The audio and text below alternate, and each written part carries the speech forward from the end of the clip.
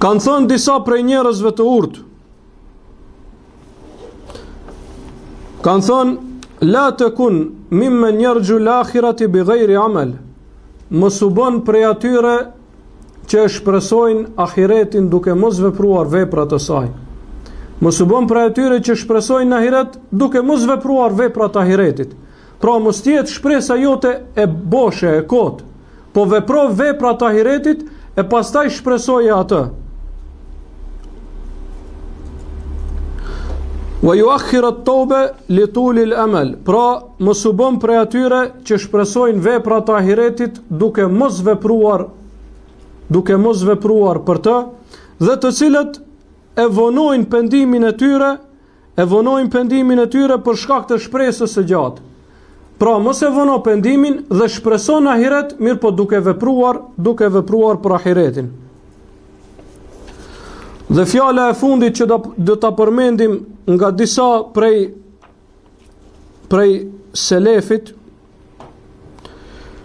është fjala e tyre Khalaqallahu al-malaikata ukulan. Pra selef, kur përdoret fjala selef, duhet t'ju shkojnë ndërmend shokët e pejgamberit alayhis salam dhe pasuesit e tyre, tabiinët dhe pasuesit e tabiinëve, gjeneratat e para të muslimanëve. Kjo do të thonë selef.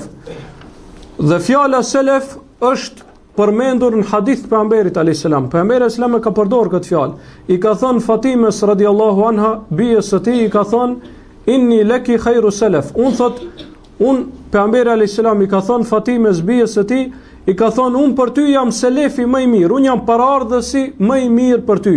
Pra selef do më thonë paraardhës, ata gjenerata që kanë qenë para teje, ata musliman që kanë qenë para teje.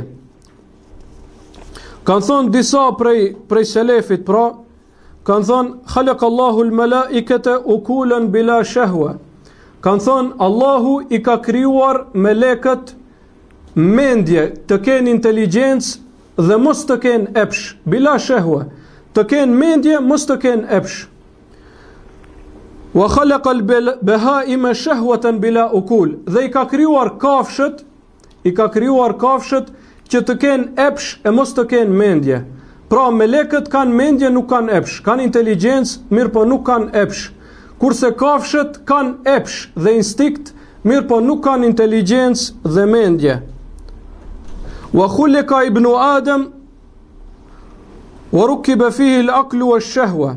Ndërsa ibn Ademi thot biri Ademit është krijuar i tillë që të ketë edhe inteligjencë, edhe mendje, edhe epsh. Pra të dyja i ka. Andaj thot faman ghalaba aqluhu shahwatuhu. Andaj ai mendja të cilit e mund epshin e tij, thot iltuhika bil malaike, thot afrohet dhe ju përngjason engjëjve dhe melekëve. Mendja e të cilit e mund epshin e tij prej bijve të Ademit ju përngjason më shumë melekëve. Wa man ghalabat shahwatuhu aqluhu iltuhika bil bahaim.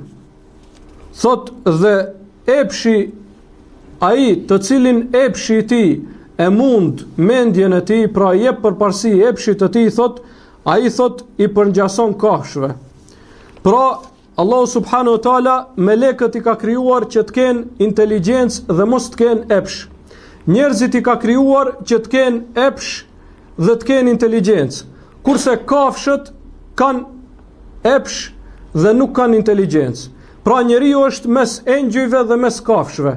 Andaj atë të cilin e mund epshi i tij, ai bëhet dhe i përngjason kafshëve. Kurse ai të cilin e mund mendja e tij, inteligjenca e tij, thot ai ju përngjason më shumë melekëve dhe engjëjve.